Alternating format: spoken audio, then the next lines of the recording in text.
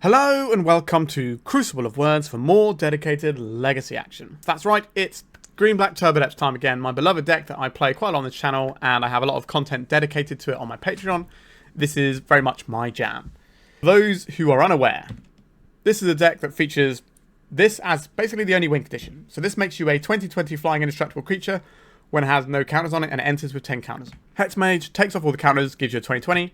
Thespian stage comes in with no counters because it's not a Dark Depths, and then when it copies it, it won't have any counters and you make a 20/20. So that's how we're winning the game. We've got 10 shooters in order to get there. So we've got Sylvan Scrying, Crop Rotation, and Elvish Reclaimer. And we've got fast mana to power this out in the form of Elvish Spirit Guide and Lotus Petal. We've got hand disruption in the form of Thoughtseize and Duress. And we've got some Pithing Needles to name Wastelands, Caracas, etc. A Disruptor Flute, which can obviously name Wasteland and Caracas, but then it can also name things like Swords to Plowshares and make it harder for our opponent to deal with it once it arrives.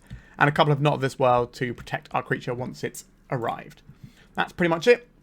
We've got a few tech lands like Bojuka Bog, Boseiju, which we can actually tutor for and use because we're a Sylvan Scrying deck, whereas a lot of decks that have a Boseiju can't tutor for it unless they're like crop rotating it, then wastelanding it, or sacrificing it some other way, and then getting it back with a Life from the Loam sort of thing. We've got Ghost Quarter because we're going to be naming Wasteland a lot with Pithing Needle, so Ghost Quarter is how we're going to deal with opposing lands when we need to waste them. Sejiri Steppe to protect our creature once it's in play, and a Shifting Woodland. This one has impressed me a fair bit actually. So this is giving us the ability to make a second MARIT LAGE if they answer our first one with lower resources. So this is just 4 mana. If we have a Dark Depths in the graveyard and have Delirium, we can just get a Dark Depths with no counters on and make 20/20. So it's just a nice way that we can turn one tutor in the mid to late game after our first combo has failed to then go again. That's pretty much it from the main deck. Difference between this build and the ones I've been playing recently. I'm back with Not of This World. I don't like having too many 2 mana pieces. So we're only playing the 1 Disruptor Flute here. But I do like it, and we've got another in the sideboard, especially for naming Swords to Plowshares and stuff. And also some combo decks like Doomsday, which are really hard to beat. And we've gone up to 5 pieces of disruption. We were trying things like Vexing Bauble in the main deck and all sorts. And I like the Vexing Bauble. I think they're better as a sideboard card against some of the combo decks, really. They do, have a lot of utility sometimes, but I don't think that's where I want to be, especially when there's a lot of Eldrazi popping around right now. Having an extra Duress to take out that Kozilek's command that can kill our guy or whatever in the Eldrazi matchup is certainly useful. Just quite a lean build. The Elvish Reclaimer is a nod to the Scam deck, which is like 40% of the meta right now, which is ridiculous. Sideboard-wise, got a bit more discard. We've got a bit more Graveyard Hate. We don't need quite as much Graveyard Hate when we've got the Bojuka Bog in the main, especially when we've got the Reclaimer that can just sit and play and threaten it. Sylvan Safekeeper for more protection for our creature. Abrupt Decay for Blood Moons, Opposition Agents, that sort of jam. And then another Not of This World to protect our creature from removal. And yeah, that's it. That's the deck. Pretty lean. And if you're interested in this deck, check out my Patreon. I've got a full guide to Turbodepths, whether that's Rainbow Depths or Green Black. I discuss both on there, and it gets updated every month with how the meta is looking, and so on and so forth. Alright, remember to like and subscribe. It does help the channel out and doesn't cost you anything. And let's make some 2020s. Alright, our opener here is pretty tasty. We've got Forest into Elvish Reclaimer, and then we can Urborg, hold up wherever we want, like going and getting our Bojuka Bog in response to them doing something, or just getting the Thespian stage, untap, play the Dark Depths, boom. Boom indeed. I think it is better to play the Reclaimer than it is to play the Duress on turn 1. Our opponent is on the play, so maybe they'll show us something that changes our mind on that. Generally speaking, you want the Reclaimer down because it doesn't get to do anything until it's been down for a turn. Whereas Duress is good just before you combo off because you want to see what your opponent's got and see if it's right to make the MARIT LAGE, or if you need to make like a key piece that can stop it. It's more likely to hit the key piece if you're doing it just before you go. So the reason we would want to cast a Duress earlier would be if our opponent shows us things that look like a combo deck. So play like a bunch of Grim Monoliths or whatever, but can't quite get enough mana to play like one of their big 4-drops, then we're kind of incentivized to play the Duress out. Alright, hello Grief, our old friend, back again. Today was the day, when I'm recording this, where Wizards of the Coast announced they won't be doing any emergency bannings, and they're just going to let all the formats rot, which is lovely, isn't it? So we have to wait till the 26th of August, so we've still got over a month from when I'm recording this until we get any bans, which is, that's something, isn't it? What would I like to do here? We could Duress our opponent to take away any reanimation effects, or we could hold up a Crop Rotation. I think I want to Duress our opponent. Okay, Dark Ritual goes. So we're looking like a mono black scam list. which is slightly better for us than Blue-Black Scam, because Blue-Black Scam has access to the Harbinger of the Tides, along with like a lot of tools that kind of take things out of us along the way. We are pretty good into Blood Moon style effects. The problem with the Blue-Black Scam having the Harbinger of the Tides is they have so many things that we have to keep under wraps. So we got to worry about their Wastelands, we got to worry about their counter magic, we got to worry about their Brazen Borrower.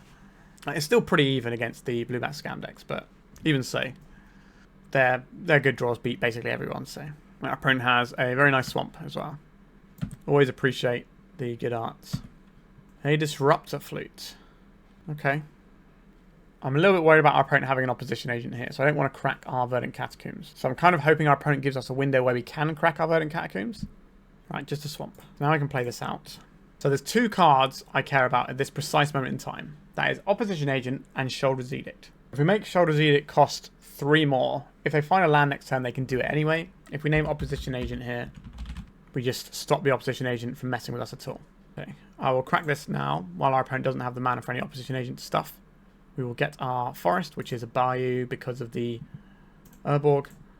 I will deploy this Hexmage.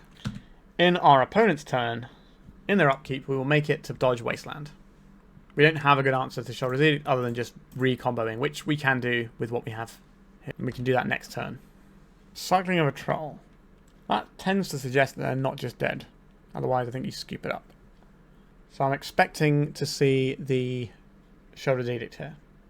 There it is. Yeah. So now we just get to go again on the next turn. Would I rather have... I think the Boseiju in play is in hand is a useful thing to have access to. So let's crack this.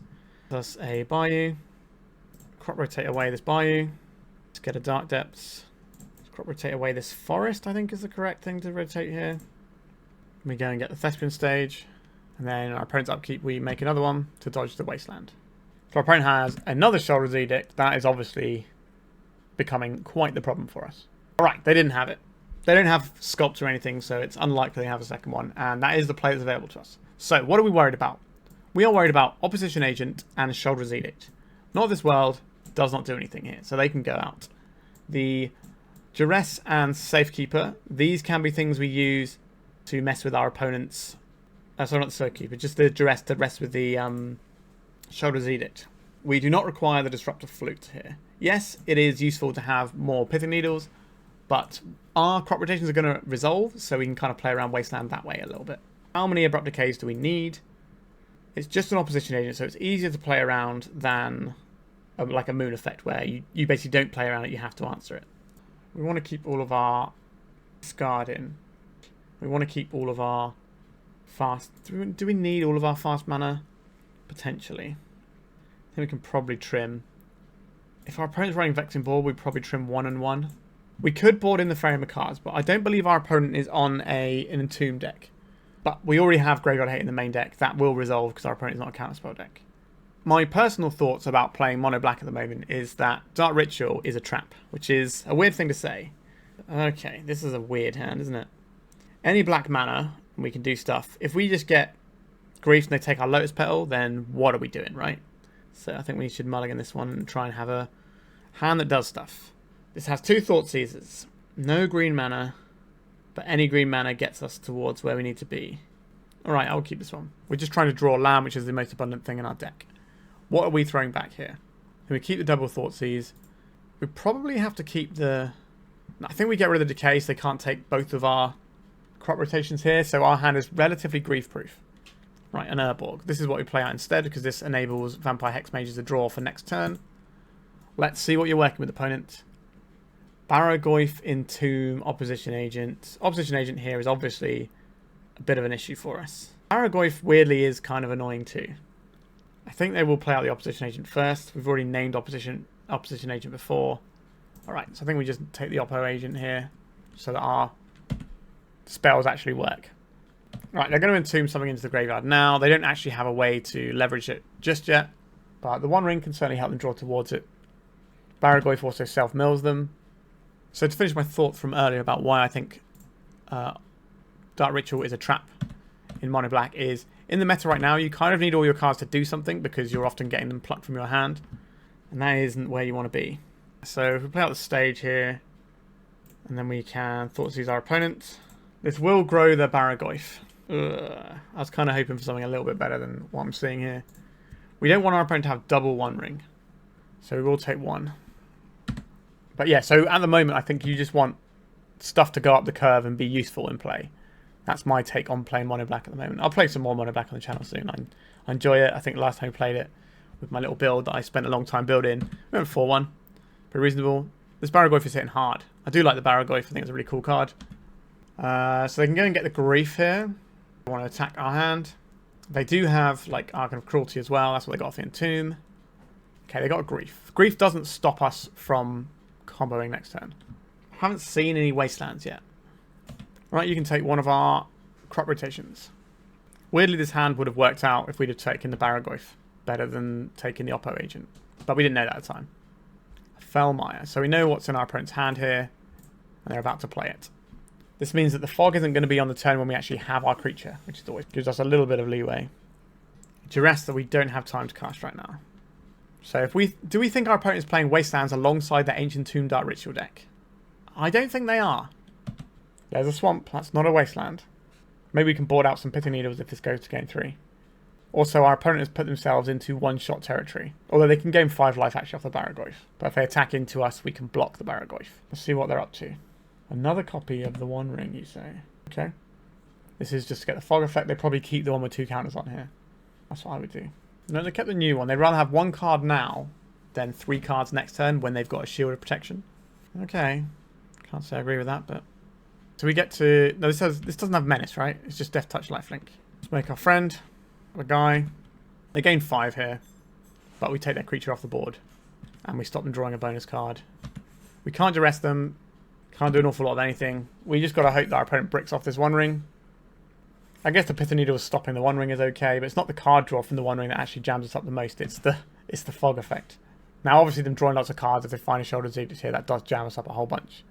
But the protection from it, just allowing them to fog a turn, is really important. Yeah, they've got the Archon of Cruelty. They had a lot of outs to draw there, and they certainly found it. Okay, so we want the... We don't need the Pithing Needles, we want the... what's it called? Faerie Macabres, that's the word I'm looking for.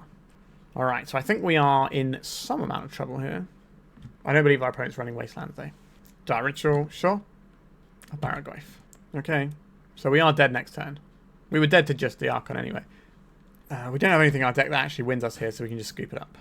Okay, so now we've got a little bit of a better handle on what our opponent is up to. I don't think I want these Pithing Needles. I think I would like some Faerie Macabres. And I don't mind having another Abrupt Decay for opposition agents. So we could brought in Disruptor Flute, which is really handy at taking out some certain problem pieces that our opponent can do. So we can put this on the One Ring, or we can name Shoulder's Edict and stop them from being able to cast it. So that's something I'm interested in. But where would we fit such a thing in?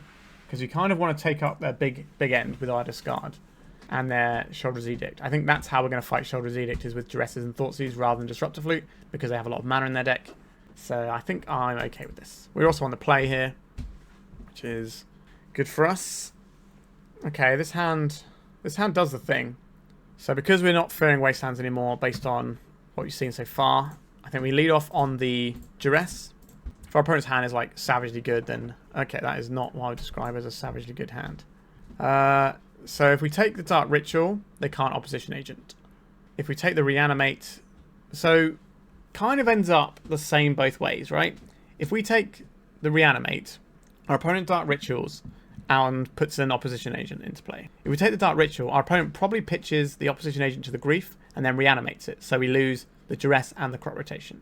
So either way, the crop rotation isn't going to work here.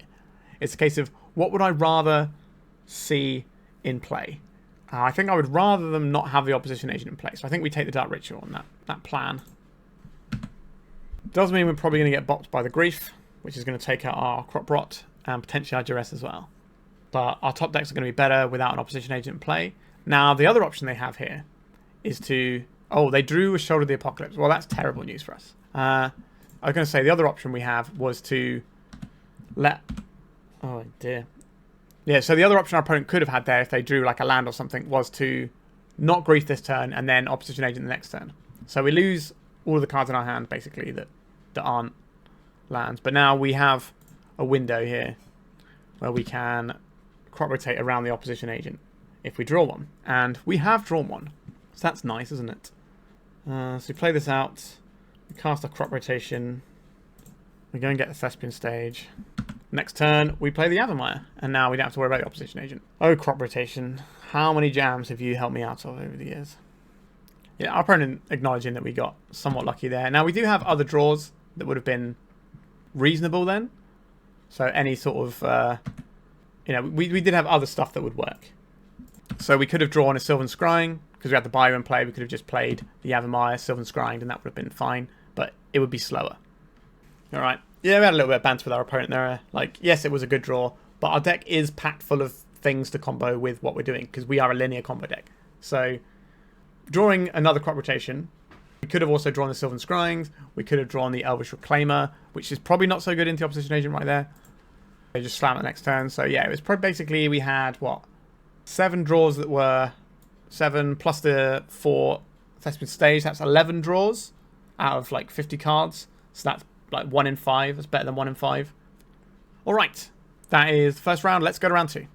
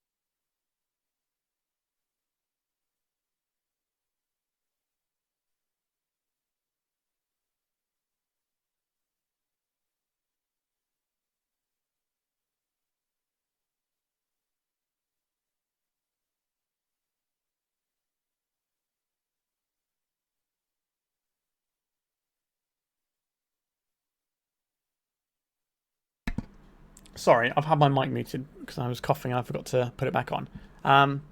Not sure where the sound, when I stopped making sounds. So, alright, let's Hexmage. Our opponent knows we had this because they saw it with the Mishra's Bauble. Yeah, so we could have made a turn 1 MARIT LAGE this game with some finagling with our bits and pieces here. But it was...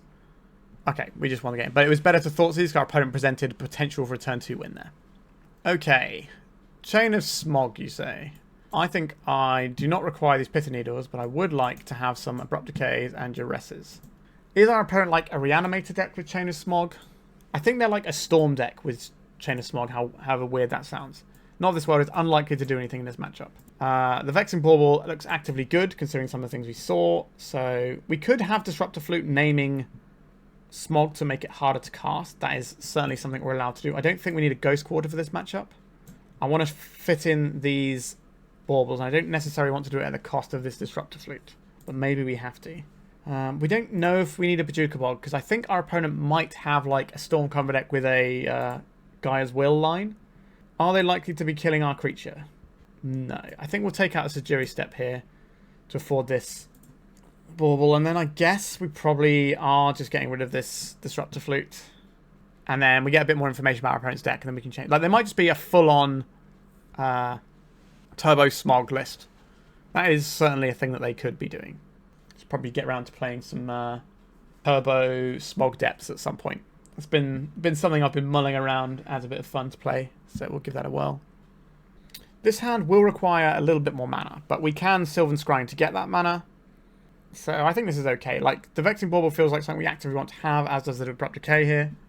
Our opponent's combo is faster than ours, so we need to respect that.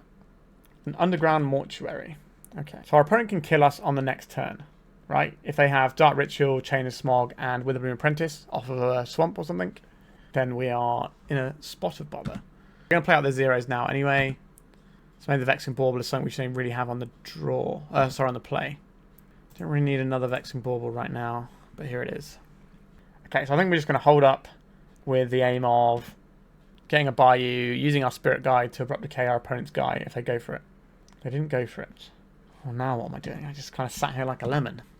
Please draw a land. We did not draw a land. We drew a Lotus Petal.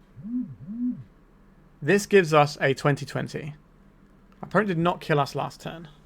Alright. I think we go for it here. Get a Bayou. This is shields down on the Abrupt Decay, but we can crop rotate using our Elvish Spirit Guide. Hopefully our opponent thinks we're just trying to get some aggro going. An Assassin's Trophy. Well, this is what we're doing, isn't it? We're doing the thing we have available. Let's make the 20/20 here. Do we have our opponent? We do have our opponent. Excellent. Okay. A 2-0, which puts us 2-0 in matches as well. Let's go to round 3. Sorry about turning off my mic for a bit there, but it's better than hearing me cough. Alright, let's carry on. Okay. We're playing against a friend of mine, Lightwalker, who is an excellent Painter's Servant player. What does our hand do? It stops Grindstone, and then it gives us a turn 3. Turn 1, we play this. Turn 2, we Sylvan Scrying. Turn 3, we make a 20/20. That's probably good enough. This is one where we might feel having the Vexing Baubles instead of having the Null Rods. Right, Solgar Lantern. That's A-okay. Another Spirit Guide. Does that change anything? Not really. We'll go and get the Bayou here. And let's name the Grindstone. That is almost certainly in our opponent's deck, because that's a way that we can just get bopped out of the game out of nowhere with a bit of fast mana. Goblin Engineer. Sure, so this can go and get something like an Ensnaring Bridge, if they have that in the main. Our opponent plays lots of different builds of Painter. There's the Ensnaring Bridge. Okay. Thoughtseize. So, this is an interesting call. We could just immediately Sylvan Scrying for Bojuka Bog, play it, get rid of this Ensnaring Bridge. And that seems reasonable. If we Sylvan Scrying for the Dark Depths right now, then we'll have to deal with this at a later date, which will be harder to do. We'll only be able to use Sylvan Scrying to find our thing. So I think we're supposed to get the Bojuka Bog here. Like, our deck is very good at tutoring for MARIT LAGE, so I'm okay to do this now. That's probably the best answer our opponent, possibly even the only answer our opponent has if they're playing mono red. 4 mana, Khan the Great Creator, which can then tutor it from exile. Great. Alright. We can Thoughtseize it if they do that, and then they can tutor for it again, and we're just playing this very silly game. There it is. You're going to get him for the bits with the Goblin Engineer? Go on. No. Okay. Crop rotation. We can make a 20/20, but we're going to have to deal with this Ensnaring Bridge. The problem is, if we Thoughtseize this Ensnaring Bridge, they just go and get it with the Khan anyway, so it doesn't actually get us anywhere. So I think the play here is get the get the Thespian stage down. We can reduces their Khan to 1, but that's not really relevant, is it? Alright, we're just going to draw a Boseiju, I believe. An Ensnaring Bridge, who'd have thought? So we now have an issue of the Goblin Engineer and the Ensnaring Bridge together is going to be a very hard thing for us to get through. Right, so we get the Dark Depths here. We'll make the 20/20 now. Khan can't remove MARIT LAGE from play, because it's non-creature that it can plus on. So I can make an artifact. Okay. Now is the time to draw... Is now the time to draw Boseiju? The Goblin Engineer kind of makes that difficult as well. I think our opponent has us, to be honest. Maybe we're going to feel not having the null rods. Another Thespian stage. Is that where I want to be here? Let me just play the Shifting Woodland. So we can draw a Pithing Needle on Goblin Engineer. And then we draw a Boseiju and take out the Ensnaring Bridge. That is a plan that is available to us. Right, we're going to start losing lands now.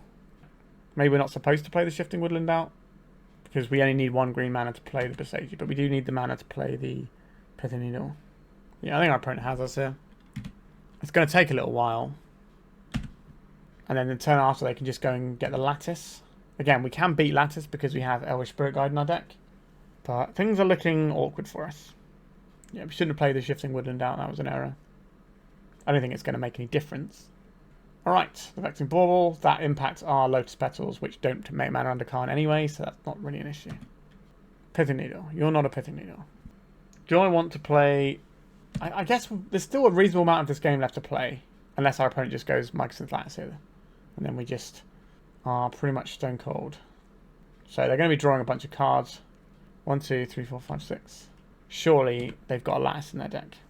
Also, our opponent Lightwalker has a channel. Just look up Lightwalker MTG on YouTube and you can find their content, which is like the best painter content that you'll find on the internet, to be honest. There's a Painter Servant.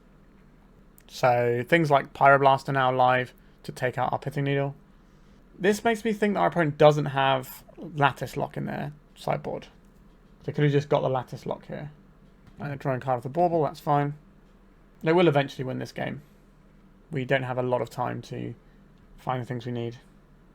Thoughtseize. No, that's not it. Yep, so just weld in back and forth here.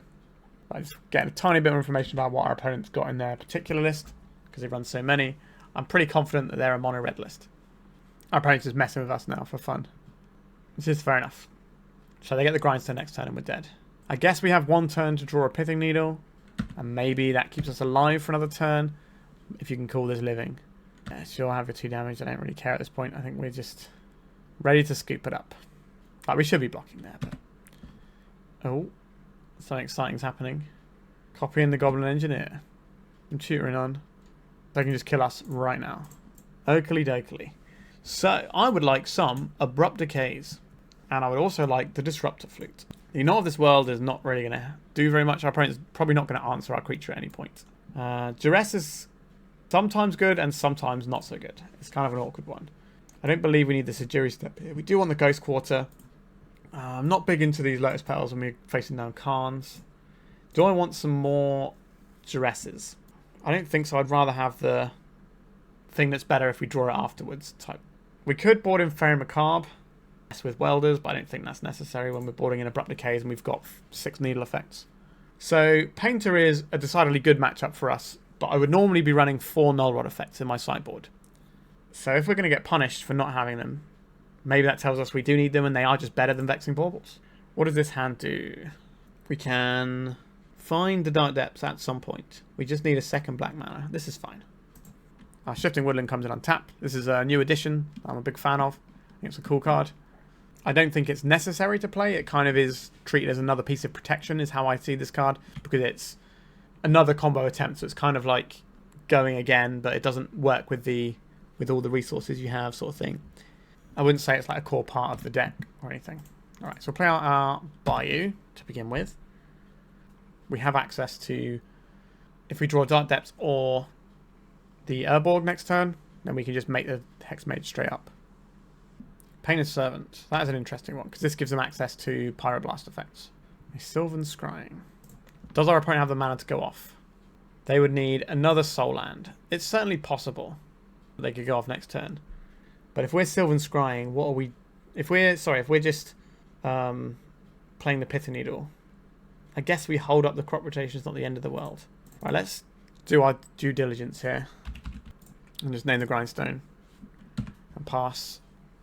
It doesn't actually slow us down, because we can Ghost Quarter our own Shifting Woodland to get a black source after floating the green. And then we have black using the green that's floating. We then we play the Hexmage and go and get the thing, and we just try and win the game that way. Ghost Quarter sometimes is like a weird Lotus Petal. The amount of games where I Ghost Quarter my own lands A lot more than you would think. Alright, there is a mountain. We're going to see a blood moon. What is my response to the blood moon? It should probably be getting a green source here. So we probably just get the forest, because that's the thing that helps us out from where we are. Okay.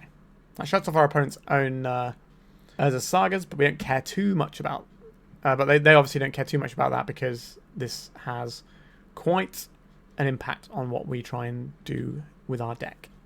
Okay, so we have this Sylvan Scrying, so we can just go and find the lands we want here. So we can go and get Dark Depths here. I want to play the Dark Depths right now. That is an intriguing question. I'm not sure I do, because if our opponent Pyroblasts, that's really bad for us. I think we play out the Urborg this turn.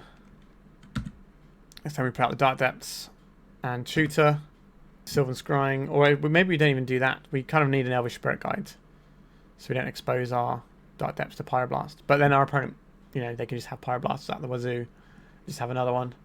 And the Pyroblast might enable the Pithing Needle to go away, which will then put us in the dirt in the face of a Grindstone. Right, there is the aforementioned Grindstone. This is a matchup where, in the past, I have had one Gaia's Blessing in the sideboard. It's just a nice big problem card for our opponents. Let's Sylvan Scrying. Get Boseiju. Let's play the Dark Depths. If our opponent has a Pyroblast here, they do just win the game. It's been a hot minute since I've actually lost to a Blood Moon with this deck, but could be happening now. Like the Blood Moon just slowed us down by like 2 turns. No Pyroblast at end step. Doesn't mean they don't have it. A Goblin Engineer. Is this going to get them the Ensnaring Bridge? It is going to get them the Ensnaring Bridge. Okay. That's another problem we have to deal with. But if they don't have the Blood Moon, things become a lot easier for us to deal with problem cards like that. Another Urborg. It's not really where I want it to be. Okay, we get rid of this Blood Moon now. Then we play our Hexmage. So we've got something on board. Pyroblast our Depths here. We're going to Pyroblast the Pithing Needle. As I got 2 bits of fast mana in hand, like a couple of Spirit Guides. That'd be sick. So we can go and get our other basic if we need to. But our opponent's just going to Grindstone us now. And we lose. But if we stay playing, they might not. They might think we have something.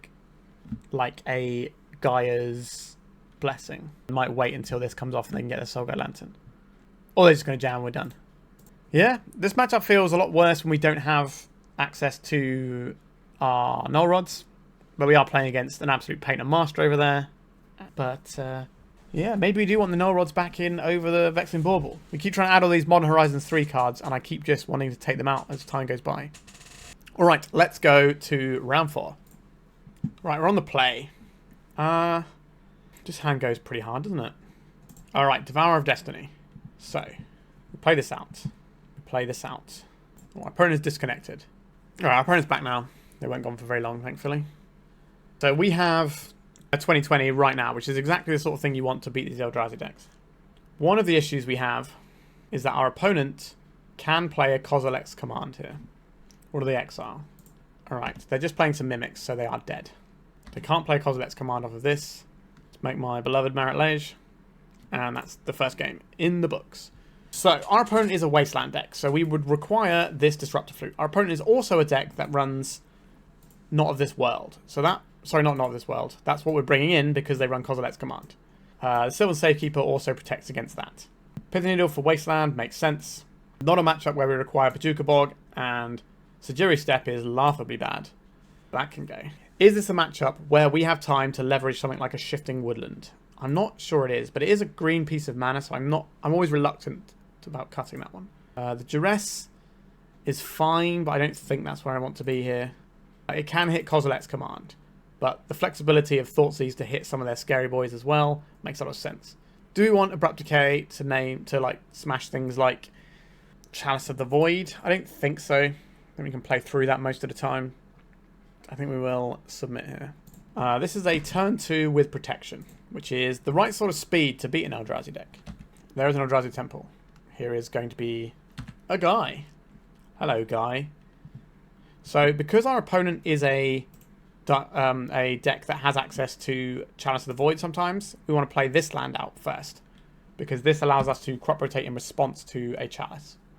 A Glaring Fleshraker with 1 mana left over and an Eye of Ugin in play. Right, they didn't do anything with that mana. That's good news for us. So what beats us here is double Kozilek's command. So we crop rotate this away. Go and get the Dark Depths. Play the Urborg. Down the Hexmage. Make the 2020 now. They got a Wasteland. We might as well do it now rather than in their upkeep. And we have to rely on this, not this world being good enough to stop the interaction that they have. Which it quite often is. Okay, they're going to make a lot of mana here. If they've got the big 7 drop, we can not of this world it. A Reality Smasher, we don't care about that. Which is a nice phrase to say, isn't it? To not care about a Reality Smasher. Red mana, Eldrazi Linebreaker. Okay, that's fine. Are we dead here? Maybe it's not fine. I haven't done the maths here, but is our opponent about to turn 3 us? So they're going to pump their Eldrazi spawn. So this is the one we block. We take 5, 6, 7, 8, 9, 10, 11, 12. Oh, they've got Exactsies here. That is... They didn't attack. They didn't have Exactsies because this couldn't attack, right? No, 5, so 8, 9, 10, 11, 12, 13, 14, 15. So I block this 6, 7, 8, 9, 10, 11, 12, 13. So we block this 6, 7, 8, 9, 10, 11, 12, 13. What? No, because they can't attack with the Eldrazi spawns, right? Well, that was very nearly very scary. Yeah, so these couldn't attack, so they were only coming in for 6, 7, 8, 9, 10, 11. So they put us to 1. So they were 1 short. That is so scary. Alright. That's 4 rounds in the book. And we are 3-1. So the 4-1 is on the cards. So let's see if we can nail down that nice 4-1 for the day. Right, we're into the final round. We have a turn 2 combo with protection. So let's give that a whirl. Clearly some points of failure that we could hit along the road. But I'm okay with that. Such is life sometimes. I didn't like that little pause our opponent went for there. Let's go for Sylvan Scrying. Right. Well, we've crossed the first hurdle. Now we need to see what our opponent's running on their first turn and see if it's going to be something that ruins us. Grief. Well, this doesn't actually stop our combo. Just animate dead because we can just do it on turn 3. So they have to take the Hexmage here to stop the turn 2. But we have a turn 3. Oh, they got a Wasteland. Alright. Oh, they're tapping it for black mana. They're just reanimating the Grief and taking the Knot of this world. Yeah, that makes sense since they have the Wasteland to stop us on turn 3. Alright. Sometimes you go and get griefed. We'll play this one out and see if they hit this, because they don't know we've just drawn a second one. Alright, they are playing the blue-black Rescaminator build. See how we do. Sure. Alright, they've taken that out. That's fine for us. That is not what we wanted to happen necessarily, but it's something we planned for. At the Thespian stage, and I will Thoughtseize our opponent here. Try and remove some nonsense from your hand.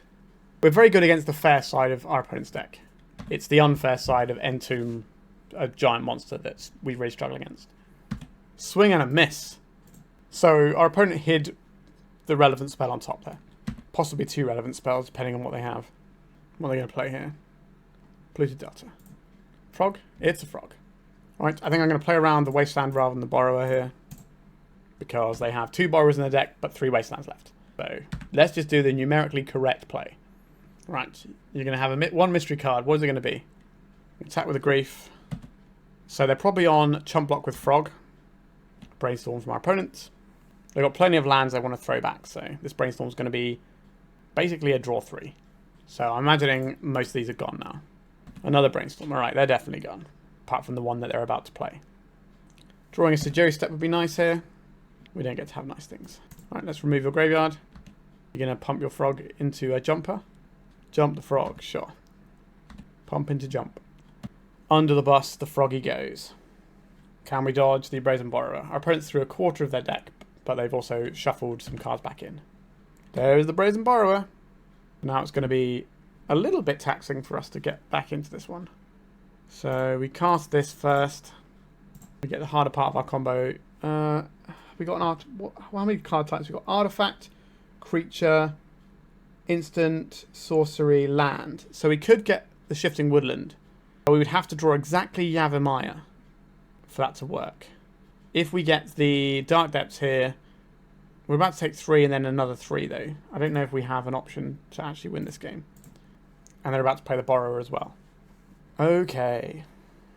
Yeah, so the matchup against Blue-Black Rescaminator is pretty even, I would say, with our deck. It's one of the few matchups that feels even. Like, they certainly have some hands that can bop us. And, you know, the good hands of Blue-Black Rescaminator will beat any matchup. Alright, we'll just scoop it up there. Yeah, the good hands from Blue-Black Rescaminator will just beat everything. That's, you know, it's the best deck in the format. So, we have so many cards that are good here. So, it becomes really awkward sideboarding here. I think Disruptor Flute is too expensive for this matchup. I do like the Abrupt Decays because we have to kill Harbinger of the Tides at some point. Then we have the Duress. Not hitting Borrower means we don't really want the Duress. The Faerie Macabre stops their annoying graveyard stuff that is just better than what we're accomplishing. And the Vexing Bauble is very good against some of their things too. Is this really the Vexing Bauble matchup we want though? Because these things are just more important. So how are we sideboarding here? Now, the Brazen Borrower. There's only so many things that we get to sideboard against is the problem. We can trim on some of the fast mana. I don't think we can go below 4 pieces of fast mana. I think we'd probably take the Petals over the Spirit Guides this time, because that's black mana for... Just have to take slightly more of the mana out, I think. As awkward as that is. Now, Thoughtseize, our green mana here is difficult, to say the least. I think we can do better. But mulliganing against our opponent's deck is obviously fraught with some amount of danger. Right, we can keep this, and we just bottom a Bayou. Alright, this is what our opponent's up to. The Bojuka Bog in hand is not ideal. A Pithing Needle. Right, deploy the Pithing Needle. Consign to memory. Okay. So we can still play through the Wasteland using our crop rotation here. See Froggy. Dauthi Voidwalker. So this makes us want to crop rotation now. Are we getting rid of our Black Source, or are we getting rid of the Shifting Woodland? I think we have to get rid of the Shifting Woodland here. Right, and it just resolves. So we're going to get a Thespian stage here. So we don't want our opponent having a crop rotation under Dauthi where they can just go and get a Wasteland. So we play out the Boseiju here and hold up the Abrupt Decay. So our opponent has something like Harbinger of the Tides here. So we're not going to hit this Dauthi. A Brainstorm, sure. There's the Wasteland. There's no basics for us to copy with our stage. That is a very useful Magic the Gathering card right now. We will play the Bojuka Bog out here just because it gives us more access to mana. Oh wow, this is so good. That's such weird timings for that Entomb. I do not understand the timing on that Entomb. Alright, so we dodged a bullet in the Archon of Cruelty, which is very good against our game plan. There's a Ponder. We'll take 3. We've got a little bit of life to work with. Psychic Frog. So a bit of fast mana would be nice here. Well, they're going for a Wasteland right away, aren't they? I'll play this out. So we do have to watch for our opponent getting our own Thespian stage off of the Dauthi Voidwalker. And then they can copy our Dark Depths. Obviously, while we have a Reclaimer up, we can just cycle this into something else. But it means whilst the Voidwalker is untapped, that's not a thing we realistically get to do. I'd like to have flying on that guy. If they attack with both, then we can take out the Psychic Frog here. I played a land. They're going to play something pre-combat. This feels like a Harbinger of the Tides. I don't think we can afford to leave off the Abrupt Decay. Okay, so we got an extra card here. Not great for us. It is what it is. Alright, let's see if our opponent's going to opposition agent us or something silly. Our opponent just says they're lagging. So we're going to get the Thespian stage here. I Thoughtseize that we don't have the luxury of casting here. I guess we could Thoughtseize, and then we can turn this into like an Urborg or something for next turn. We don't have a lot of time left, so I think we are hoping that our opponent leaves the frog back on blocks. A Brainstorm from our opponent. We're in sort of this weird little dance right now, where if they hold back their frog on blocks, then they will lose to the Sejiri Steppe potentially. But there's a lot that can go wrong here. They're cycling. The fact they didn't just immediately play a Wasteland as well, so we're kind of in a situation where maybe we want to Thoughtseize our opponent. Okay, so they're giving their guy flying. Oh, I don't like this very much. Is our opponent got an answer? Does our opponent have an answer for what we're doing? If we make the 2020 now, we can try and block the Psychic Frog. Our opponent's got 4 cards in hand, so it's quite likely they have an answer. The alternative is we Abrupt Decay the Psychic Frog now, and then we take 3, go to 7. We Thoughtseize to go to 6-5, and then make it next turn. That's probably the safest line. I think that involves us cracking this right now. This gets us an Urborg. We're obviously not going to name make any blockers. Now we blow up the frog. Our opponent is playing as if they have an answer to our MARIT LAGE. Another Voidwalker. Okay, so now we don't get to Thoughtseize. Play frog as well. Okay. That plan has not really worked out for us, unfortunately. So we just have to make our 2020 and our opponent's upkeep and hope they don't have the answer. If they do, then, you know. Actually, what have they got in there in our exile zone here? None of those actually stop it. All right, let's... We went for a sort of cagey line that might prove our undoing. But if they've got the answer, then we lose anyway. And it didn't matter if we went at end step or if we went for our plan where we had the option of Thoughtseizing and buying some more time. Yeah, this is just the borrower. Yeah. So if they can put another card into their graveyard, 2 more cards in the graveyard. They had a wasteland as well. They're not attacking with the frog. Why aren't they trying to kill us this turn? They could just wasteland their own land and get in with the frog. Well, we have no available options to us other than Thoughtseizing ourselves and showing ourselves a door. Yeah, that was particularly rough. So the top 30% of scam hands are all like the rescaminator hands are always going to beat us, unfortunately. And yeah, a bit unfortunate. We finished with a 3-2 in the end, which isn't an amazing record, but it's, you know, it's fine. It's 60% win rate, right? If you just look at the scores on the doors. So let's quickly talk about this list. This list felt fine to me today. I enjoyed the tools I had at my disposal. I think Disruptor Flute is kind of a weird one. The more I play with it, the more it feels like a sideboard card. And I think a lot of the time I would have rather just have another Not of This World there. Like sometimes we could get it down. And what it is really good about is if your opponent plays like a Planeswalker, while it's on a stack, you jam the Flute, no card activations for you. And that's always a pretty solid thing to have going. But I think you could definitely mess with the Disruptor Flute slot here. And obviously the Elvish Reclaimer, not everyone runs these. You can run different types of interaction with your opponent, whether you want more hand disruption or more protection for your creature in the form of Not of This World, or even Tamiyo Safekeeping to protect your lands. But I'm not a big fan of that one because you have to have more mana open, and our combo is very mana intensive. So I think just having the free disruption and protection is better. Or, you know, the disruption you play the turn before you go off, and the disruption that costs, and the protection, sorry, that costs nothing. So I think I'm relatively happy with where this is now. I've got some other different things I want to try out on the channel, like trimming lands in exchange for Once Upon a Time is probably the next list we're playing. I've never been big on Once Upon a Time in this deck because it messes up your evaluations of your opening hand because you don't know what it's going to be. So if you keep a hand that doesn't have access to Dark Depths and you have this Once Upon a Time and thinking, well, statistically, I should have access to it from this, and you don't get there, then it feels awful. So it's that. But we're going to try it. We're going to trim on lands a little bit and run a set of Once Upon a Times and see how it feels. That is the next list on the docket. Obviously, if you watch my channel, you know I play this deck regularly on the channel because it is my little sweetheart and I do love it. And if you are interested in this deck, you can go to my Patreon in the description below. And on the 2nd and 3rd tiers of my Patreon, you can have a detailed guide to playing this deck in terms of how you sequence your lands, in terms of all the matchups, in terms of just card discussion. It's a very lengthy document, and every month I do a little discussion of the metagame, where it sits, where we sit with Turbodepths in that metagame, and so on and so forth. So if that interests you, go ahead and check it out. I also have loads of other articles on different things like slow depths, sloth depths, just general talking about the meta. I put an extra article every month as well. So if that interests you, by all means have a look.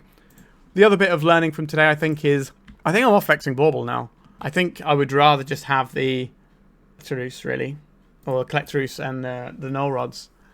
I do like what the Vexing Bauble brings in some matchups. Like, it's very good against Oopsal spells and, you know, your Storm decks and things like that. But the Storm decks can get through it using Veil of Summer. So it's not the be-all and end-all. But maybe I'm just a bit dependent on my little crutch of Null Rod effects, because, you know, they do completely change how a game plays out once the Null Rod comes down. Alright, that's us done for today. I hope you enjoyed this one. Please remember to like and subscribe. It doesn't cost you anything, and it does help out the channel. And if you want to help the channel out even more, check out the Patreon. Whether you want to be just on the little £2 sort of pound a month or whatever, that gives you the ability to get cheaper donor decks for my channel, as well as also being put in the raffle for a free donor deck every month. It's a nice way of helping the channel if you can. But more importantly, just watch it and try and enjoy Legacy as much as you can at the moment. I know it's trying times with Blue Battery Scaminator everywhere, but I'm still having fun here and there, so I hope you are too. Alright, thank you so much for watching, and goodbye. If you'd like to support me in the channel, please check out my Patreon. It has a free guide to budget Turbodepths as well as 3 tiers of support.